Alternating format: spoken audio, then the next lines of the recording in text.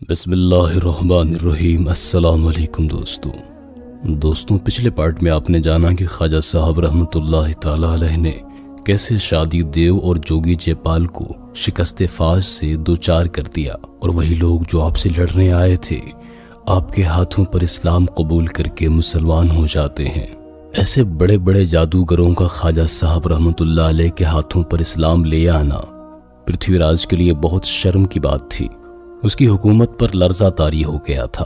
اب سب کو ایسا لگنے لگا تھا کہ اگر ایسا ہی چلتا رہا تو پھر وہ دن زیادہ دور نہیں ہوگا جب بنا کسی جنگ کے ہی ہندوستان کے تمام باشندے حضرت خواجہ غریب نواز رحمۃ اللہ تعالی علیہ کے حلقہ ارادت میں شامل ہو جائیں گے، اور جو لوگ راجا کے لیے اپنی جان تک لٹانے کے لیے تیار ہوتے ہیں وہی لوگ راجا کی جان کے دشمن بن بیٹھیں گے۔ ان وسوسوں نے پرتھوی راج کی نیندیں حرام کر کے رکھ دی تھی۔ بالآخر اس نے حضرت خواجہ معین الدین چشتی اجمیری رحمۃ اللہ تعالی علیہ اور مسلمانوں کی مختصر سی جماعت پر عام فوجی یلغار کرنے کا فیصلہ کر لیا۔ اس بیٹھک میں اجمیر کے تمام ہی مدبر اور عقل مند لوگ موجود تھے۔ ان میں سے کسی ایک شخص نے بھی پرتھوی راج کے فیصلے سے اتفاق نہیں کیا، اور سب نے یہی کہا کہ اس فقیر سے لڑنے سے باز رہا جائے۔ جادوگروں کے عبرتناک انجام کے بعد بڑے سے بڑا جنگجو بھی اب خواجہ صاحب سے دہشت زدہ رہنے لگا تھا۔ ایک بوڑھا پنڈت جو کہ بہت گیانی تھا، اس نے پرتھوی راج کو اس کی ماں کی نصیحت یاد دلائی۔ دراصل اس کی ماں اپنے وقت کی بہت بڑی ماہر نجوم تھی۔ بعض تاریخوں سے یہ بھی پتہ چلتا ہے کہ اس کی ماں ایک بہت بڑی جادوگر تھی۔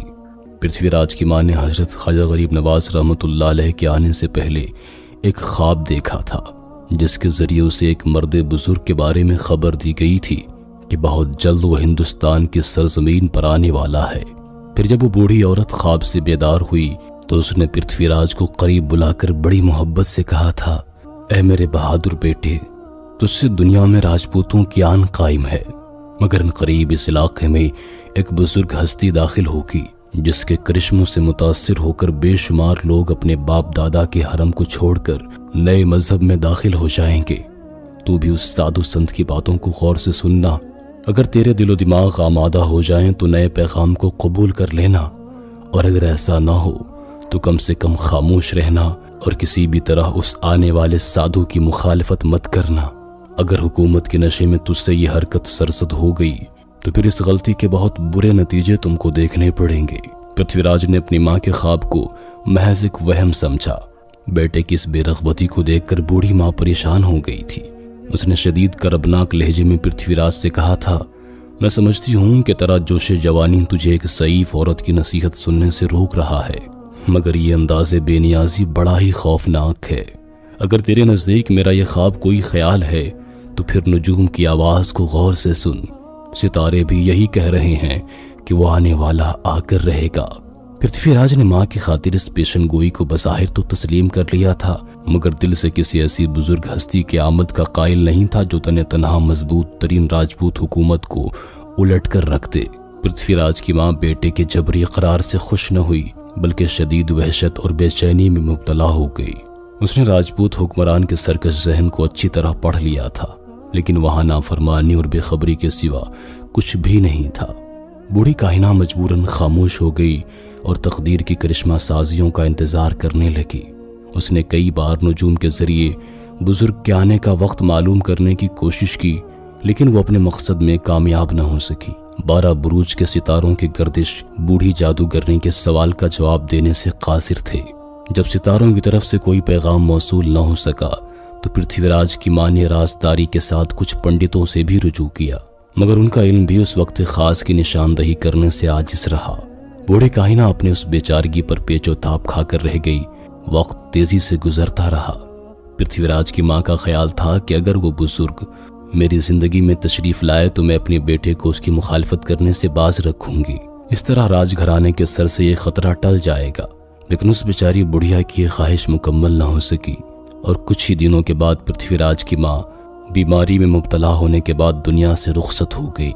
مرنے سے پہلے اس نے حکومت کے چند وفادار مشیروں سے کہا تھا، اگر میرے بعد وہ بزرگ آ جائیں تو ان کے ساتھ ادب اور احترام سے پیش آنا۔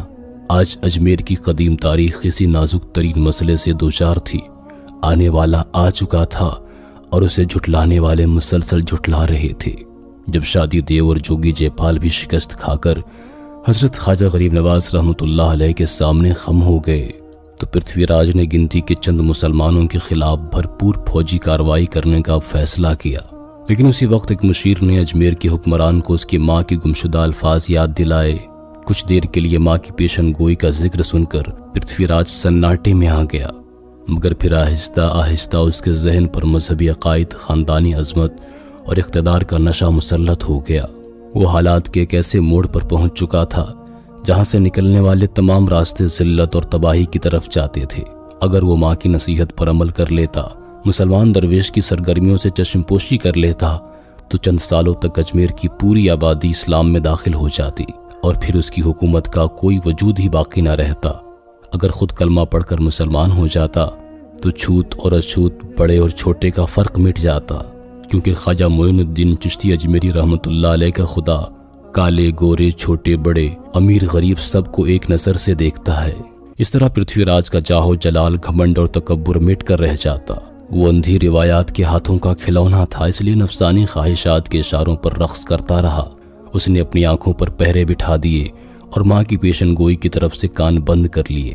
پھر بھی اس پر مشیروں کی بات کا اتنا اثر ضرور ہوا کہ پرتھوی راج نے خواجہ معین الدین چشتی اجمیری رحمۃ اللہ علیہ اور اس کے پیروکاروں کے خلاف طاقت کے استعمال کا ارادہ ختم کر دیا۔ مگر جہاں تک خواجہ صاحب رحمۃ اللہ علیہ سے دشمنی کا تعلق تھا تو وہ پہلے سے بھی زیادہ شدید ہو گیا تھا۔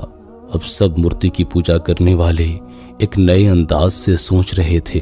حضرت خواجہ معین الدین چشتی رحمۃ اللہ علیہ سے براہ راست لڑ تو نہیں سکتے تھے، کیونکہ ایسا کرنا پورے علاقے کی ہلاکت کا سبب بن جاتا۔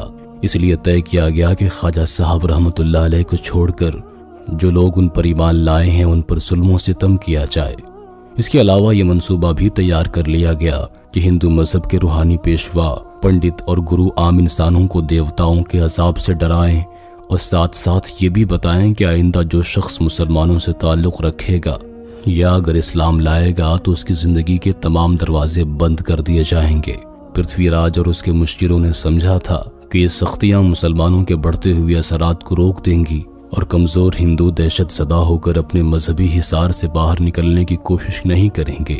اس منصوبہ سازی کا فوری رد عمل یہ ہوا کہ مسلمان اشیاء خورد و نوش لینے کے لیے بستی یا شہر کی طرف آئے تو مقامی باشندوں نے انتہائی سنگ دلی سے آنکھیں پھیر لیں۔ ایک خدا کے نام لیوا ضروریات زندگی سے بھی محروم ہو کر رہ گئے تھے۔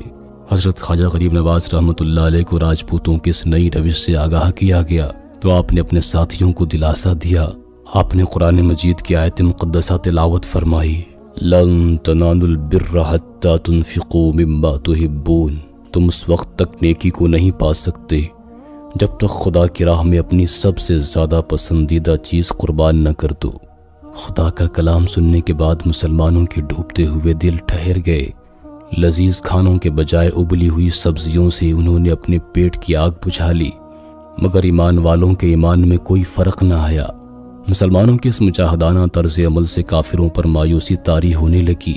انہیں یقین تھا کہ زندگی کی راہیں تنگ ہونے کے بعد یہ مفلوک الحال مسافر اپنے پیر و مرشد سے بچھڑ جائیں گے، لیکن جب مسلمانوں کے پایا استقامت میں ہلکی سی بھی لغزش پیدا نہ ہوئی تو پتھر کے پجاری عالم وحشت میں اپنا گریبان چاک کرنے لگے۔ اتفاق سے اسی دوران ایک واقعہ پیش آیا۔ حضرت خواجہ غریب نواز رحمۃ اللہ تعالی علیہ کے خادم سید روشن علی تھے۔ ایک دن وہ صبح کے وقت بستی کے قریب ٹہل رہے تھے کہ انہیں ایک گوالن سر پر دودھ رکھے نظر آئی۔ وہ بہت تیزی سے شہر کی طرف جا رہی تھی۔ سید روشن علی نے اسے آواز دی تو وہ گوالن ٹھہر گئی۔ انہوں نے دریافت کیا کہ وہ دودھ کہاں لے کر جا رہی ہے۔ گوالن نے جواباً کہا کہ وہ روزانہ مہاراجہ کے لیے دودھ فراہم کرتی ہے۔ سید روشن علی نے دودھ کو دیکھنے کی خواہش ظاہر کی تاکہ اگر دودھ اچھا ہو تو وہ آئندہ اسی گوالن سے خرید سکے۔ دودھ فروخت کرنے والی عورت نے سید روشن علی کے سامنے برتن رکھ دیا۔ خواجہ صاحب کے خادم نے بے ارادہ دودھ کو انگلی پر لے کر دیکھا۔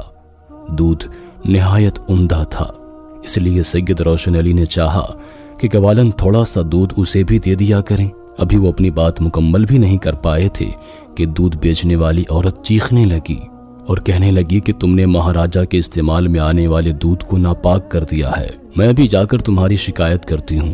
گوالن اس طرح چیخ رہی تھی جیسے اس پر قیامت ٹوٹ پڑی ہو۔ سید روشن علی نے اسے سمجھانے کی بہت کوشش کی کہ ایک مسلمان کے چھونے سے کوئی چیز ناپاک نہیں ہوتی، مگر گوالن نے ان کی ایک نہ سنی اور وہ مسلسل شور مچاتی ہوئی شہر کی طرف چلی گئی۔ جب وہ دودھ بیچنے والی عورت تھوڑی دیر سے پہنچی تو پرتھوی راج کے ملازموں نے دیر سے آنے کا سبب پوچھا۔ گوالن نے اپنی بے گناہی ثابت کرنے کے لیے محل کے خادموں کو تمام واقعات سناتے ہوئے کہا، یہ دودھ اب مہاراجا کے قابل نہیں رہا۔ ملازمین نے فوری طور پر اجمیر کے حکمران کو خبر دی۔ پرتھوی راج کے دل میں پہلے ہی مسلمانوں کی طرف سے غبار موجود تھا، اس واقعے نے اس کی دشمنی میں اور اضافہ کر دیا۔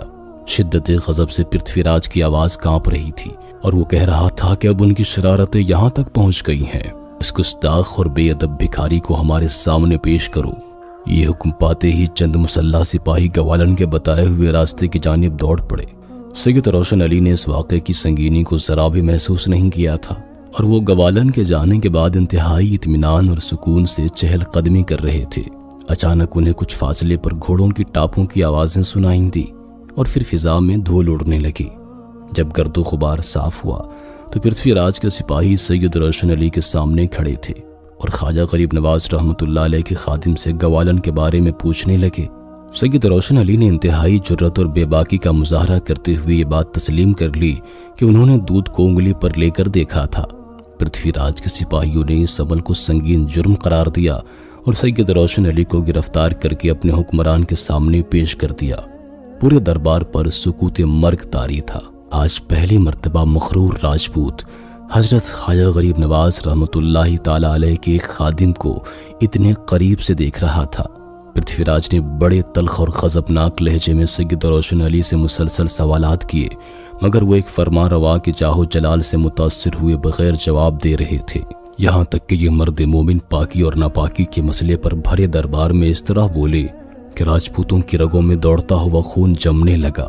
آخر پرتھوی راج سے برداشت نہ ہو سکا اور اس نے ایک ظالمانہ حکم جاری کر دیا۔ پرتھوی راج نے کہا، جس انگلی نے ہمارے دودھ کو ناپاک کیا ہے اسے کاٹ دو، یہی میرا فیصلہ ہے اور یہی انصاف ہے۔ سید روشن علی کی انگلی کاٹ دی گئی۔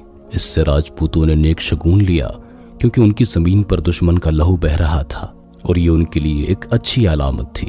کچھ دیر بعد سید روشن علی نے اپنی کٹی ہوئی انگلی اٹھائی اور شہر اجمیر سے نکل کر جنگل کی طرف چلے گئے، جہاں حضرت خواجہ غریب نواز رحمۃ اللہ تعالی علیہ اور ان کے دوسرے ساتھی آرام فرما تھے۔ جب سید روشن علی بارگاہ شیخ میں حاضر ہوئے تو آپ بظاہر پرسکون تھے، لیکن خون بہہ جانے کی وجہ سے چہرے پر نقاہت نمایاں ہونے لگی تھی۔ کمزوری کے آثار صاف دکھائی دے رہے تھے۔ حضرت خواجہ غریب نواز رحمۃ اللہ تعالی علیہ نے ان کا پیلا چہرہ دیکھ کر فرمایا، روشن علی تم کچھ بیمار لگ رہے ہو۔ سید روشن علی نے ادب سے عرض کیا، نہیں پیر و مرشد، میں بالکل ٹھیک ہوں، بس آج ایک عجیب سا واقعہ رونما ہو گیا۔ یہ کہہ کر سید روشن علی نے اپنی کٹی ہوئی انگلی شیخ کے سامنے رکھ دی۔ سید روشن علی کے دوسرے ساتھی یہ منظر دیکھ کر جذباتی ہو گئے، مگر خواجہ صاحب رحمۃ اللہ علیہ نے انہیں پرسکون رکھنے کے لیے قرآن مجید کی چند آیات تلاوت فرمائی، جن کا مطلب تھا، عنقریب ہم تمہیں جان و مال اور اولاد کے خسارے سے آزمائیں گے، اور پھر جو اس راستے میں ثابت قدم رہے گا وہی اپنے رب کا پسندیدہ بندہ قرار پائے گا۔ اللہ کا کلام سننے کے بعد بھڑکتے ہوئے جذبات اعتدال پر آ گئے۔ پھر خواجہ صاحب رحمۃ اللہ علیہ نے فرمایا، ہر چیز اپنے خدا کی طرف لوٹ کر جانے والی ہے، روشن علی تم اپنی انگلی زیر زمین دفن کر دو اور اس کے ساتھ ہی پرتھوی راج کی حکومت پر بھی مٹی ڈال دو۔ دوستوں آج کے پارٹ میں اتنا ہی، انشاءاللہ تعالی اگلا پارٹ کل اپلوڈ ہوگا۔ اس ویڈیو کو لائک کرتے ہوئے دوستوں کے ساتھ شیئر بھی ضرور کر دیجیے گا۔ اپنا اور اپنے پیاروں کا بہت سا خیال رکھیے گا۔ اللہ حافظ۔